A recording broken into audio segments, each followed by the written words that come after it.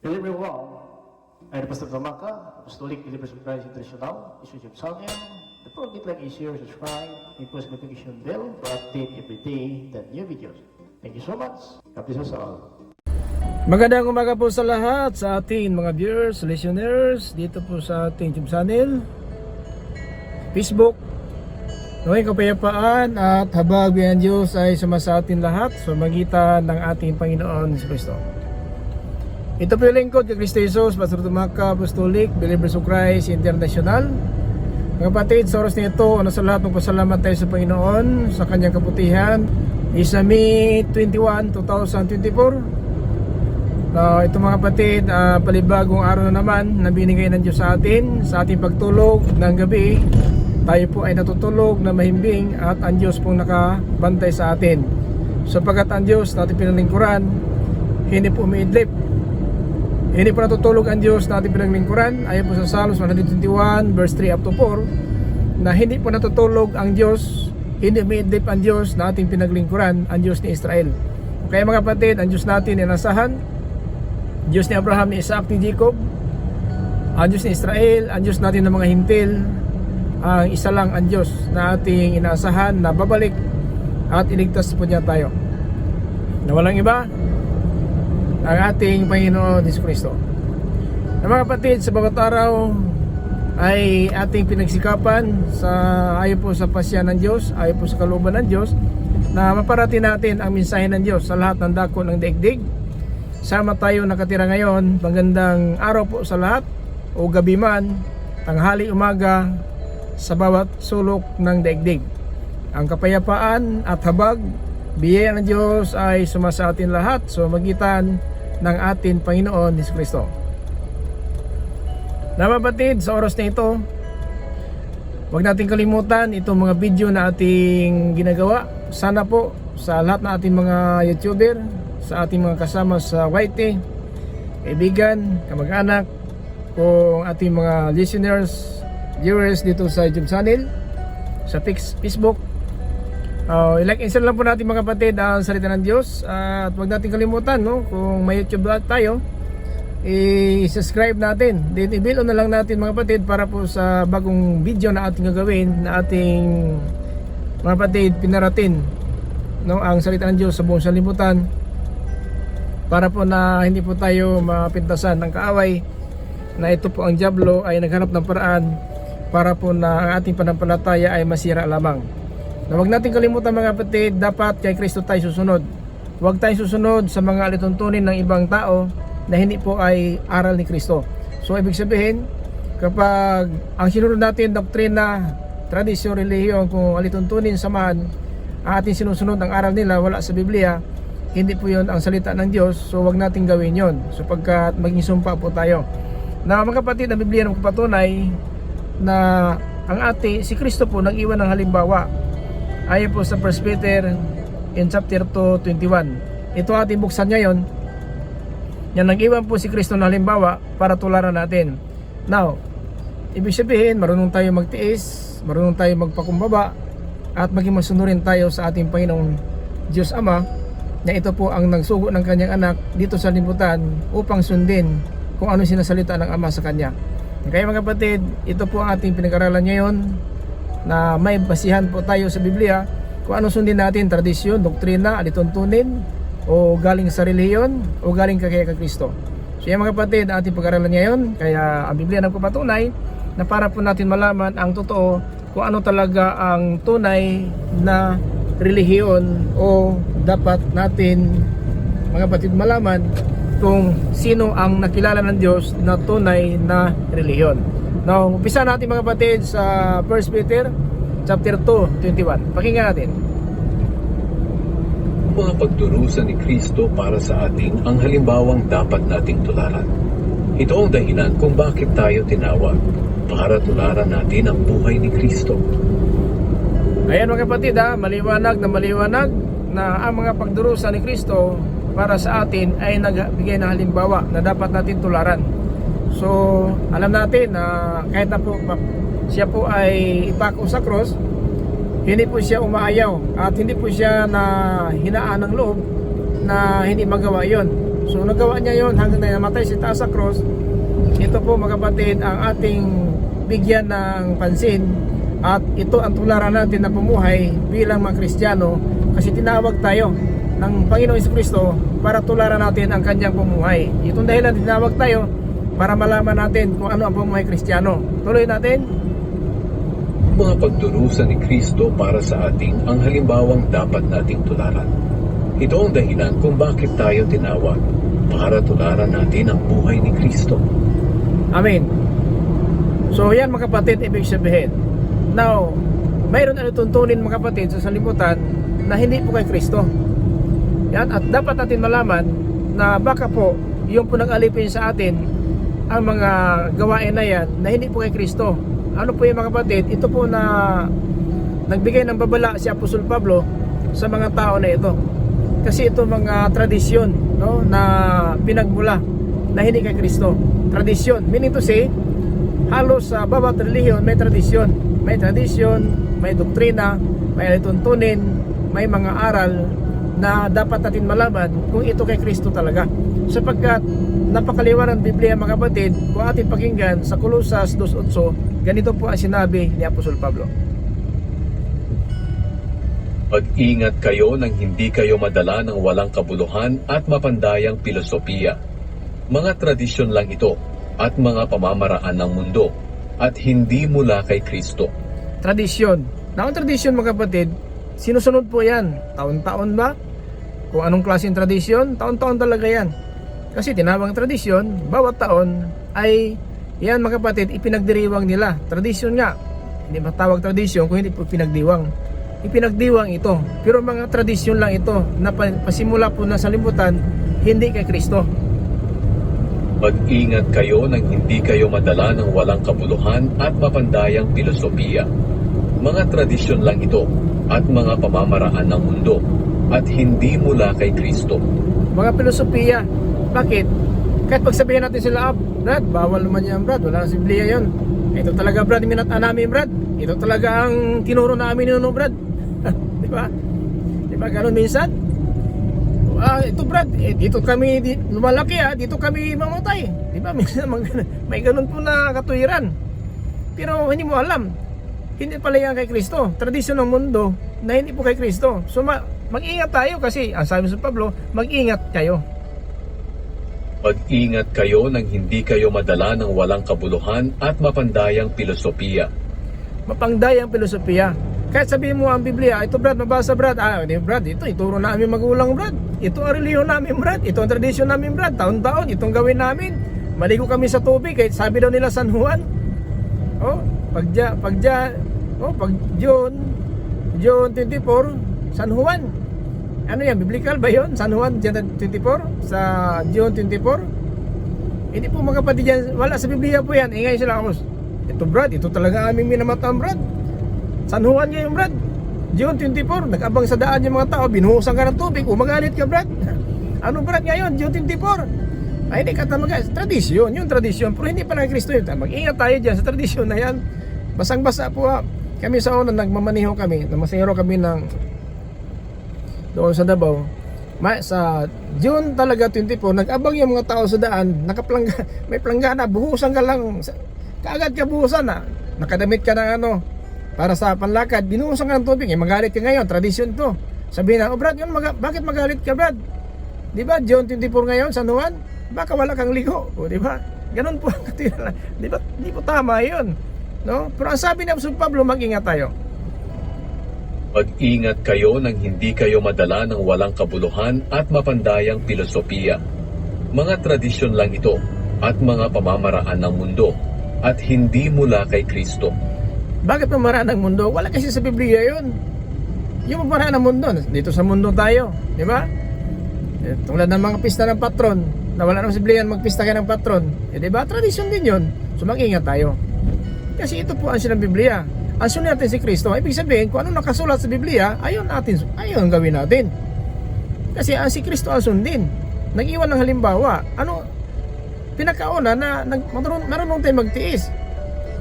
Hindi na, kasi kadalasan ngayon, kahit mga Christian nga, mga pastor, pagturo sa ng Diyos, pare o Christian talaga, pero kunting pagsubok, wala na. No? Potential sa buhay, wala na. So, hindi mo rin magtiis. Ang Panginoon Kristo, mga kapatid, nauhaw, piniringan, sinampal, no? Sinampal, piniringan, nauhaw, nagpasaan ng cross, pinako sa cross, namatay sa cross. Ayun po, pinarangalan siya ng Diyos Ama, nakaupo sa kanan ng Diyos ngayon, dahil po nananaig po siya. Nakaupo na sa kanan ng Diyos. Kaya, yan po mga kapatid, ang mag-ingat tayo na si Kristo nag-iwan ng halimbawa. Bakit na po sa kanan ng Diyos siya ngayon? Dahil mga kapatid, yan talaga ay nanaig po siya. No? Nanaig po siya, nagtiyaga po siya, kasi si Kristo po mga kapatid, ay nakaupo sa kanan ng Diyos dahil po sa kanya pananaig. Pakinggan natin sa Hebreo 12:2. Tuon natin ang ating paningin kay Jesus na siyang sandigan ng pananampalataya natin. Ituon natin ang ating paningin kay Jesus, sandigan ng pananampalataya. Hindi po tayo mga kapatid manaig sa libutan na ito kung wala po ang Panginoon Kristo sa atin. Kaya nga, dahil mga anak tayo ng Diyos, isinuko po ang Espiritu ni Jesus sa ating mga puso. Ito ang sandigan natin. Ituon natin ang ating paningin kay Jesus na sandigan ng pananampalataya. Tuon natin ang ating paningin kay Jesus na siyang sandigan ng pananampalataya natin mula sa simula hanggang sa katapusan. Tiniis niya ang paghihirap sa krus at hindi niya ito ikinahiya dahil inisip niya ang kaligayahang naghihintay sa kanya. At ngayon nga ay nakaupo na siya sa kanan ng trono ng Diyos. Amen. Diba? Ayan po ang halimbawa. Huwag kang susunod-susunod na reliyon, aral ni pastor, ni father, ni sister, brother, na wala sa Biblia. Kaya, nag-iwan ng halimbawa si Kristo para tularan natin. Ibig sabihin, kung ano ang kalooban ng Diyos Ama, yan po ang ginagawa niya mga kapatid. Hindi po siya gumagawa-gawa lamang, hindi po ito kalooban ng ating Diyos Ama. Kaya mahirap tayo mga kapatid na sabihin natin mag-angkin na Christian pero hindi tayo sumunod ng salita ng Diyos. Sapagkat ang anak, si Jesucristo, na parito sa limutan kung ano sinasabi ng Ama, yun lang pong ginagawa niya. Pakinggan natin sa John 12:49-50. Sapagkat ang mga araw ko'y hindi galing sa sarili ko lang, kundi galing sa Amang nagsugo sa akin. Siya ang nag-uutos kung ano ang sasabihin ko. At alam ko na ang mga utos niya ay nagbibigay ng buhay na walang hanggan.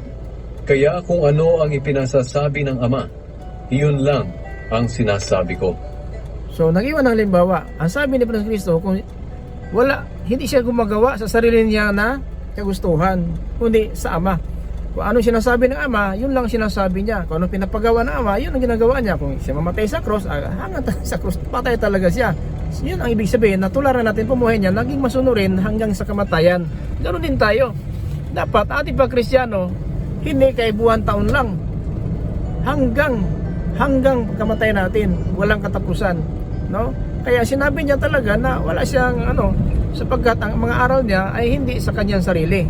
No? Sa John 12:49-50. Pagkat ang mga araw ko'y hindi galing sa sarili ko lang, kundi galing sa Amang nagsugo sa akin. Siya ang nag-uutos kung ano ang sasabihin ko. At alam ko na ang mga utos niya ay nagbibigay ng buhay na walang hanggan. Kaya kung ano ang ipinasasabi ng Ama, iyon lang ang sinasabi ko. Diba? Ganun tayo. Kung nais tularan si Kristo, so kung ano ang nakasulat sa Biblia, yun lang sundin natin. Kasi salita ng Diyos po yan na kanyang mga utos sa atin kasi ang sabi niya na alam niya na ang utos ng Diyos nagbibigay ng buhay na walang hanggan at alam naman natin yan. Kaya nga, naging lingkod tayo sa Panginoon para po naman kamtan natin buhay na walang hanggan. Kasi tinuruan lang po tayo. So kung tularan natin si Kristo, huwag mo sundin ang mga aral na tradisyon, kung mga lituntunin, kung sabihin natin doktrina, tradisyon na sa libutan na hindi kay Kristo. Kasi alam ba natin na matindi po ang hatol ng nagtitiwala sa tao? Ibig sabihin, kapag nagtitiwala ka sa aral ng tradisyon na wala po sa Biblia, sa tao na ka nagtitiwala, hindi ka nagtitiwala ng salita ng Diyos. Kasi kung nagtitiwala ng salita ng Diyos, pag wala sa Biblia, hindi mo ginagawa. Pero kung ginagawa mo ang aral ng tao, hindi sinabi ng Panginoon, so nabaliwala ang Panginoon at ang tao na pinasunod natin sa mga tradisyon. Pakinggan na lang natin ang Biblia para hindi po tayo mga kapatid dalawang isip. Ating pakinggan na lang si Marcos para malaman natin, no? Sa City 8 sa Marcos. Pakinggan natin. Mga kapatid, ito po ang sinabi ni Marcos sa City hanggang po sa 8. Yan po mga kapatid, biblical po ito. Wala po tayong ipagmalaki dito na mawalang kabuluhan ng pagsamba kung tradisyon lamang ang sinusunod natin. Pakinggan natin sa Marcos City 8. Walang kabuluhan ang kanilang pagsamba sa akin, dahil ang mga itinuturo nila ay mga utos lang ng tao. Sinusuway ninyo ang utos ng Diyos, at ang sinusunod ay mga tradisyon ng tao.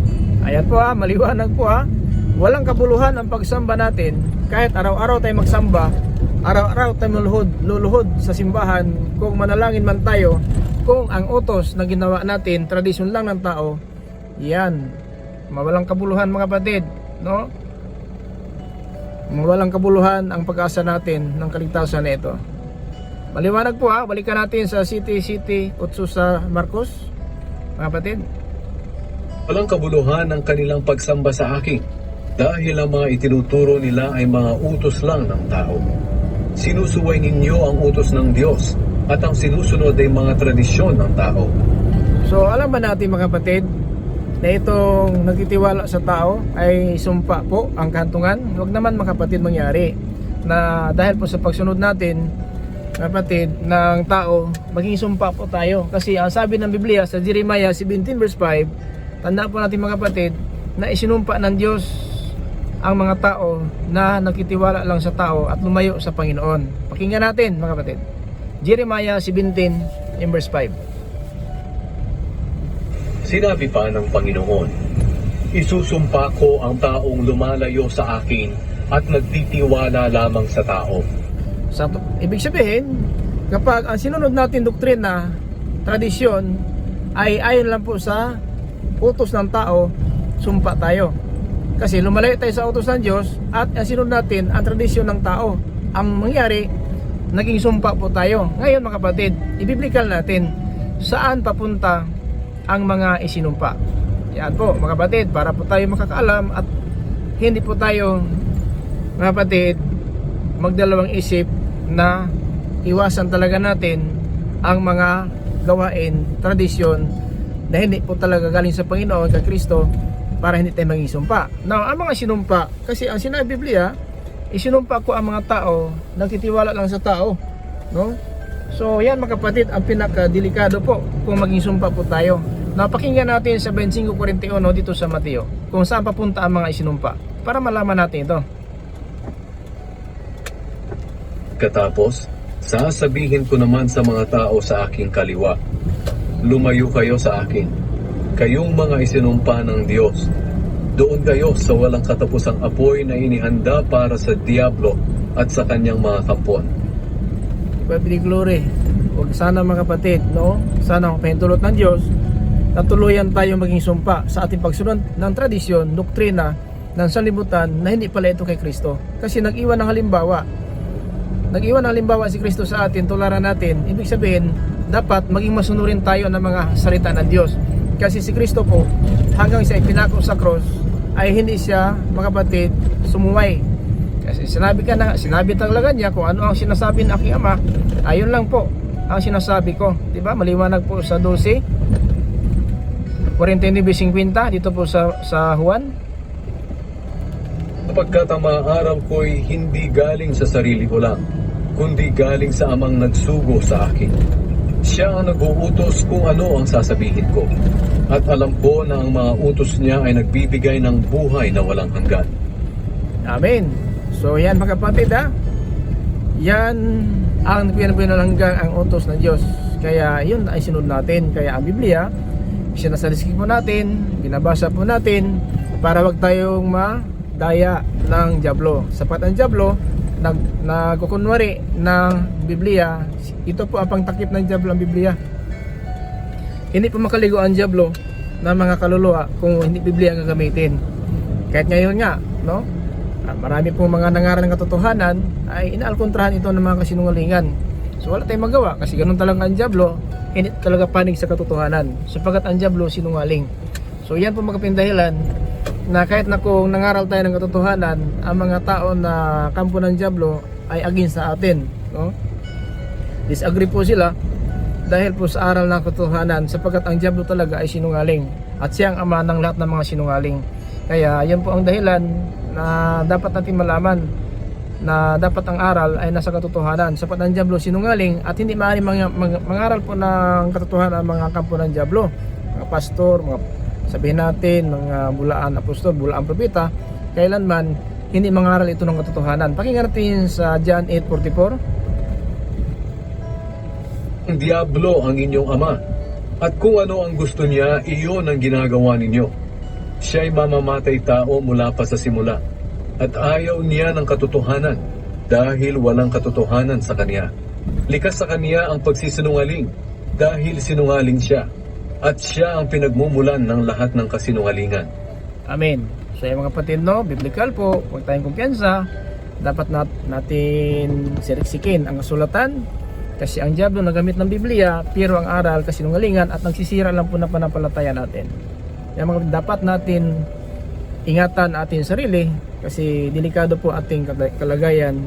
Pag dati nahatol, impyerno pala ating mapuntahan, hindi pala paraiso. So hanggang ngayon sa araw na ito, tularan natin si Kristo, mga kapatid. Tularan si Kristo, hindi po relihiyon, hindi aral ng tao, kundi ang aral ng Diyos ang ating sundin. Hanggang sa kamatayan, patuloy tayo sa pagsunod ng kalooban ng Diyos, mga kapatid. Hindi pwede, mga kapatid, na baliwala po natin ang mga panahon na bigyan ng Diyos sa atin. So baka ang ating sinusunod ngayon, hanggang ngayon tradisyon pa rin, kasi kadalasan talaga ay ginawa nating rason. Ito ang minamataan ko sa aking magulang, itong pinamula na aking relihiyon. Hindi po, mga kapatid, kasi ang relihiyon ng dyablo ngayon nagtuturo din. Ito po ang relihiyon ng dyablo nagtuturo. Para malaman natin, mga kapatid, dito po tayo maligaw, kasi ang sinabi talaga sa sulat ng banal na aklat sa John 8:44 na bakit daw hindi man nampalataya yung mga Hudiyo sa ating Panginoong Kristo, sapat ama nila ang dyablo, no?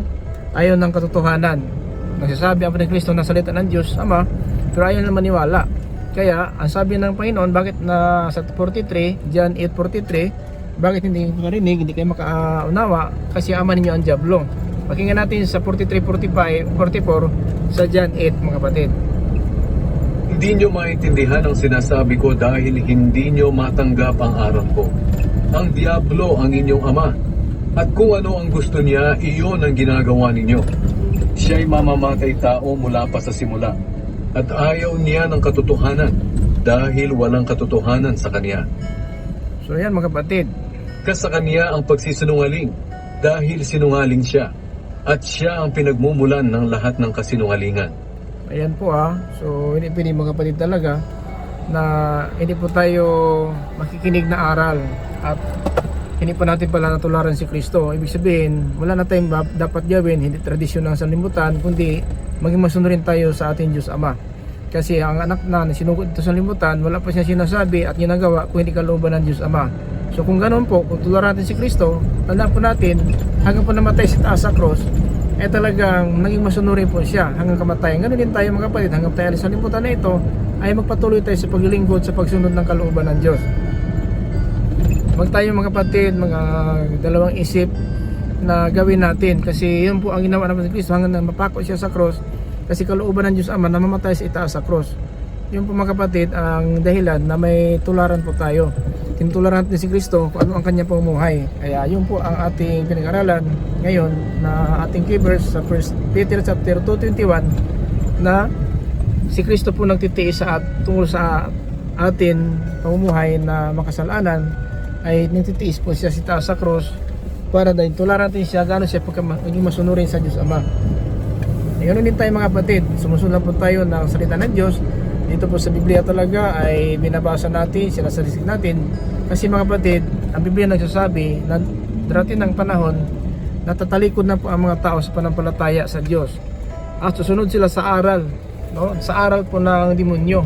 Kung ito po, mga kapatid, pinatunan sa Pablo sa 1 Timothy chapter 4 verse 1 up to 2, na darating ng panahon tatalikod ang mga tao sa panampalataya. Ibig sabihin, ibig sabihin masunurin sa Diyos, so sa tao na po sila sumusunod sa mga aral po ng demonyo, espiritu ng demonyo, mga aral po ng mga tao na ito po, mga kapatid, na ito mga tao na walang konsensya. Pakinggan natin 1 Timothy chapter 4 verse 1 up to 2. Malinaw ang sinasabi ng banal na espiritu na sa mga huling araw, tatalikod ang iba sa pananampalataya nila sa Diyos. Susunod sila sa mga mapanlinlang na mga espiritu at itinuturo ng mga demonyo. Mapanlinlang na espiritu, itinuturo ng mga demonyo. At sino ang mga tao na ito? Ang sabi dito sa verse 2, Ang mga aral na ito'y itinuturo ng mga taong mandaraya, sinungaling at walang konsensya. nagtuturo nga sila, pero mandadaya, sinungaling at walang konsensya. Yan mga kapatid, ang delikado po na dinadaya na pala tayo ng mga sinungaling at walang konsensya ng mga nangangaral. Kasi mga tao, ang sinabi ni Apostol Pablo, mga tao po ito na mandaraya, sinungaling, walang konsensya, nagtuturo, no? Ang mga aral na ito'y itinuturo ng mga taong mandaraya, sinungaling at walang konsensya. Ayan po So anong turo nila mga kapatid? Anong turo nila? Ito po isang basihan. Anong reliyon ito na nagtuturo kasi mga nangaral nga. So ibig sabihin ng aral, reliyon po ito. Kasi nangaral po, bawat reliyon nangaral. Pero ano sinabi ng Biblia sa chapter 4 verse 2 up to 3 dito sa 1 Timothy? Ang mga aral na ito'y itinuturo ng mga taong mandaraya, sinungaling at walang konsensya. Ipinagbabawal nila ang pag-aasawa.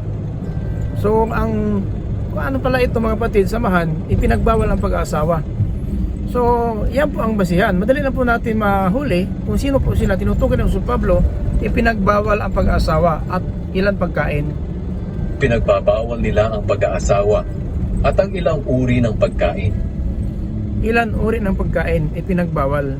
So kahit pinahintulutan ng Diyos, ipinagbawal po nila. Ang pinagbawal ng Diyos, ipinahintulutan po nila. Yun po ang kalagayan mga kapatid, no? So hindi pwede na natin alam ito. Kasi ang reliyon na ito, nagtuturo ng mga sinungaling, walang konsensya, ipinagbawal ang pag-asawa.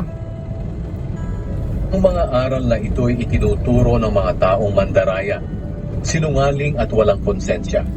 Ipinagbabawal nila ang pag-aasawa at ang ilang uri ng pagkain.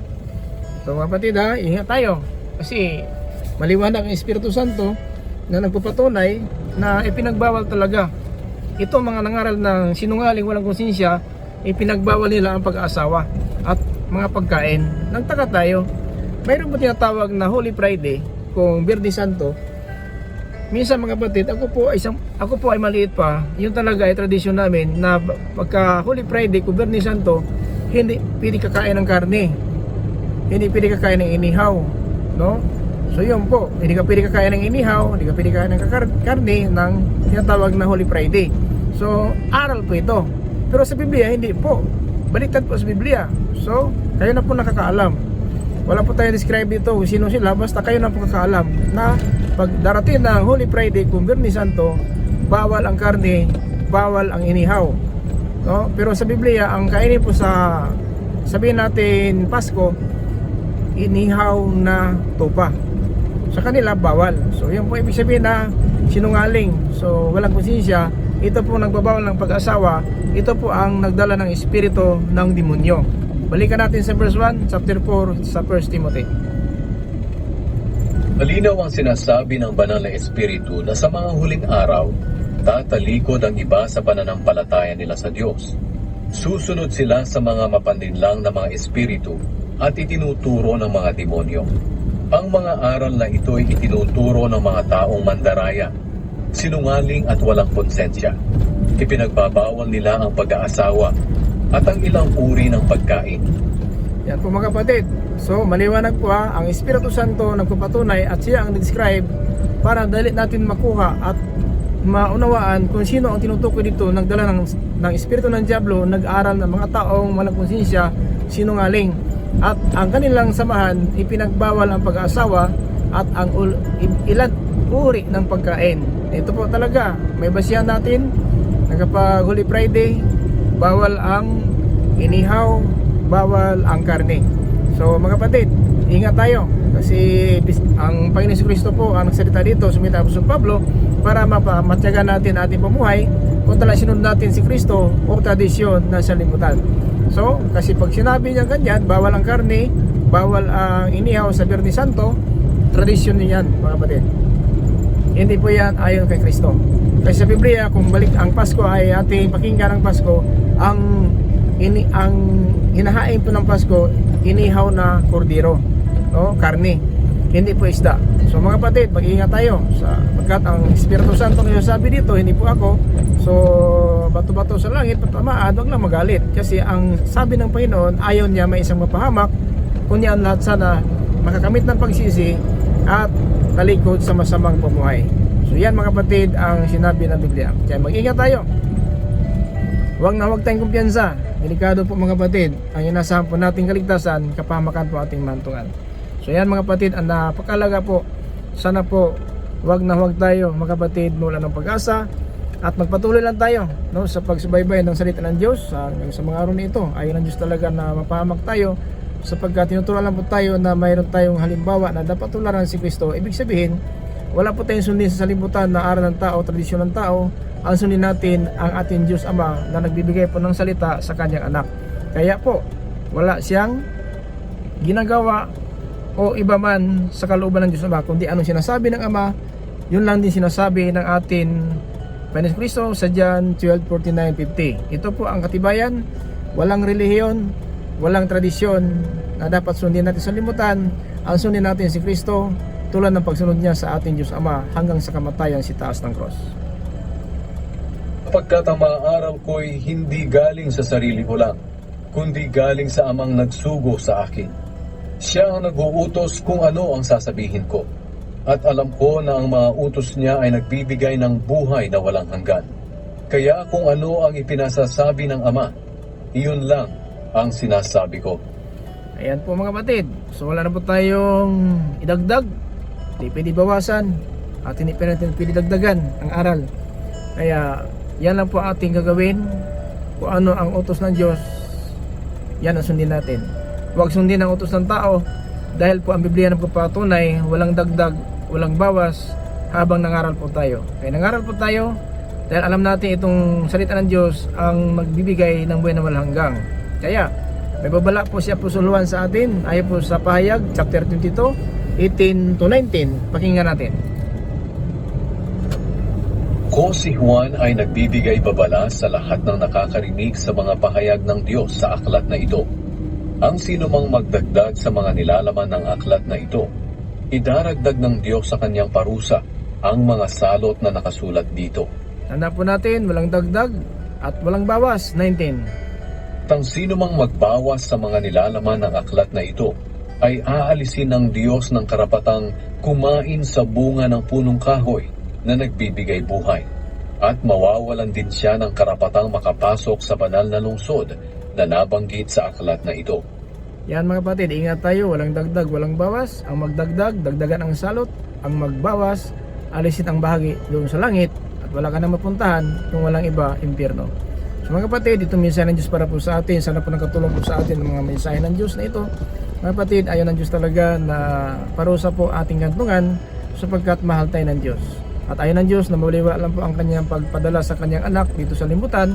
At sumampalataya di mapahamak, magkaroon ng buhay na walang hanggang. Mga kapatid, ang panampalataya sinasama ng gawa, hindi po sa pangitan lang na ating paninig o pakikinig ay may kasiguruan na tayo. Ating napakinggan, ginagawa po natin yan para ang parusa ay maiwasan sa araw ng paghatol. Mga kapatid, napakatindi po na impyerno, walang kapahingaan doon. Yan mga kapatid, araw o gabi, magpakailanman ang impyerno na mapuntahan ng tao kasama ang diablo, bulang propita at itong halimaw, nagpatik ng 666, sama-sama doon ang lahat ng mga tao na naging sumpa dahil sa tradisyon, doktrina, lituntunin, relihiyon man na kanilang inaasahan, hindi po umasa sa salita ng Diyos na dapat natin sundin habang naman tayo sa libutan.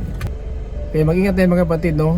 Huwag tayong kumpiyansa kasi pag dagdag ang ating aral at bawas ang ating aral, wala tayong maasahan.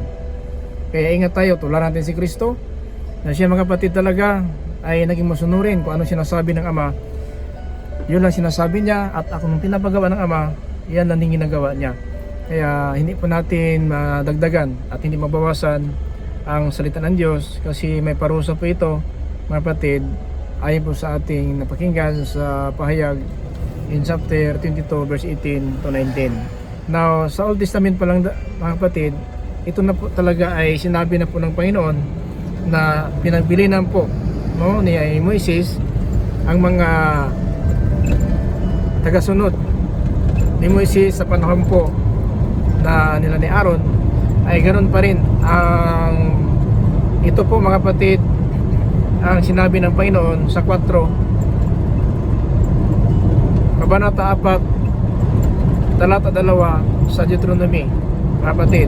Maliwanag po dito sa Deuteronomy talata 4 Kabanata 4 talata 2. Ito po sinabi po ng Panginoon panahon pa ni Moises at saka ni Aaron. Ito po ang kanyang sinasabi. Huwag ninyong dadagdagan o babawasan ang mga utos na ibinigay ko sa inyo mula sa Panginoon na inyong Diyos. Dapat ninyo itong sundin. Amen. Dapat natin sundin. Wag dagdag, wag bawas. So hanggang sa New Testament, ganun pa rin ang aral. Walang dagdag, walang bawas. Now, kung ating sinusunod talaga na tradisyon, doktrina lituntunin na may relihiyon, na kung wala na po sa Biblia, wag tayo susunod. Sundin natin yung nasa Biblia. Kaya kung saan na nga ang katotohanan, doon tayo paning.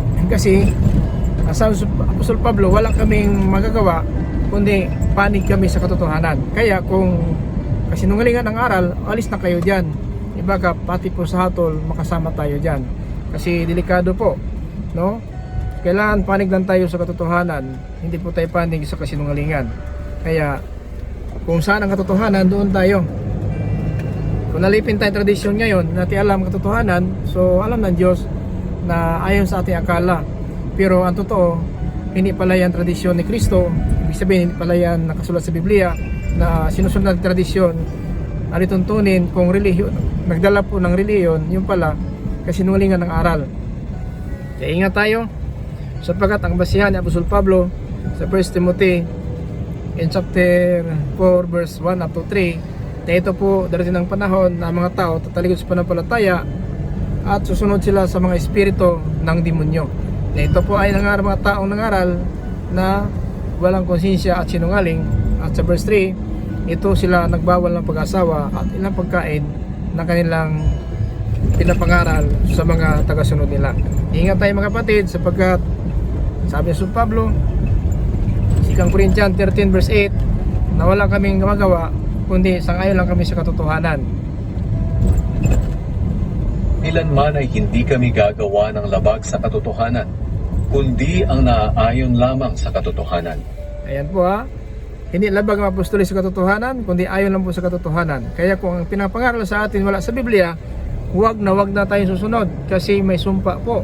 Si Apostol Pablo din nagsasabi dito po sa Galatia in chapter 1 verse 7 up to 9 na may mga tao talaga nangaral mga nang balita na binabaluktot ang Ebanghelyo kung magandang balita tungkol kay Kristo. Pakinggan natin sa Galatia chapter 1 verse 7 up to 9. Ito po ang babala ni Apostol Pablo sa atin. Kung totoo, walang ibang magandang balita. Nasabi ko ito dahil may mga taong nanggugulo sa inyo at gusto nilang baluktutin ang magandang balita tungkol kay Kristo. Maguluhan talaga tayo. Bakit? Ang tagal na natin sumasama sa relihiyon, kung mga tradisyon alituntunin, ito pala hindi pala sa Biblia. Kaya maguluhan tayo, bakit ito tinuro nila na hindi pala ito sa Biblia nakasulat? Kaya ang Diablo hindi magtuturo po ng katotohanan, kasi sinungalingan talaga. At ang Biblia, yan lang patagip ng Diablo para magligaw ng kaluluwa ng tao. Ingat lang tayo sapagkat nagtuturo din ito. Pakinggan natin ulit. Chapter 1 verse 7 up to 9 sa Galatia. Kung totoo, walang ibang magandang balita. Nasabi ko ito dahil may mga taong nanggugulo sa inyo at gusto nilang baluktutin ang magandang balita tungkol kay Kristo. Sumpain nawa ng Diyos ang sinuman, kami o maging isang anghel galing sa langit, na mangangaral sa inyo ng magandang balita na iba kaysa sa ipinangaral namin sa inyo. Sinabi na namin sa inyo noon at muli kong sasabihin, kung may mangangaral sa inyo ng magandang balita na iba kaysa sa tinanggap ninyo, Sumpain siya ng Diyos. Kapatid, alam naman natin ang Mateo 25:41 na sinumpa doon sa apoy mamatay. Bakit sinumpa? Nangaral, nanggugulo lang sa ating panampalataya. Ito po, sumisira ng panampalataya natin mga tao na ito na ginugulo ating isipan. At nangaral mga ng balita na binabaluktot nila tungkol sa Panginoon Kristo. Binabaluktot. At itong mga tao na ito po ang mga sinungaling at nagsisira lang ating pananampalataya. Ito yung pinantayan ng Apostol Pedro mga kapatid. Tandaan po natin sa 2 Peter chapter 2 verse 1. Mga huwad na mga guro. Ngunit nagkaroon din ng mga huwad na propeta sa mga mamamayan ng Israel noong araw. At ganito rin ang mangyayari sa inyo. Pagkakaroon ng mga huwad na guro sa inyo. At palihim nilang ituturo ang mga aral na makakasira sa pananampalataya ninyo. Itatakwil nila maging ang Panginoon na tumubos sa kanila. Kaya biglang darating sa kanila ang kapahamakan. Yan po mga kapatid, biblical po yan. Ingat tayo. Maraming magsisilitawan ng huwad na guro na sisirain lang ang ating panampalataya. Kaya sabi sa Pablo din sa Galatia, in chapter 1 verse 7, na ginugulo ang isipan ninyo at ito po mga kapatid, sinisira lang ang Ebanghelyo tungkol kay Kristo. Ingat tayo mga kapatid, hindi pa huli ang lahat, may pagkataon pa. Habang may patay, may pag-asa mga kapatid, huwag natin hayaan itong salita ng Diyos natin napakinggan ay masayang lamang. Sana po hanggang sa mga araw na ito naway sumasa atin ang kapayapaan habang ng Diyos mula sa atin Panginoon Kristo. Ingat tayo mga kapatid dahil hanggang sa mga panahon na ito biyaya pa ng Diyos ang ating nakamtan, tinuturuan ng katotohanan, may walitang tradisyon, doktrina at suntunin, relihiyon nang alipin sa atin hanggang sa mga araw na ito. Kami pagpalain tayo ng Diyos lahat ng ating mga viewers, listeners dito po sa YouTube channel. Maraming salamat po sa lahat ating mga viewers, listeners. Like and share lang po natin ang salita ng Diyos at huwag kalimutan mag-build on tayo para sa bawat araw, palibagong video o live streaming ay ating mapakinggan ang dagdag na aral tungkol sa kaligtasan. Huwag tayong maligaw ng sanlibutan. Tandaan po natin 1 Peter chapter 2:21, nag-iwan na halimbawa si Kristo para tularan natin. Ibig sabihin, maging masunurin tayo sa Panginoon Diyos Ama hanggang sa kamatayan. Yun ang ating kasiguruan ng kaligtasan. Maraming salamat po ulit.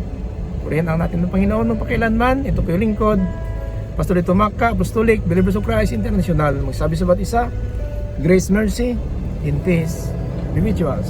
For Jesus Christ. Amen.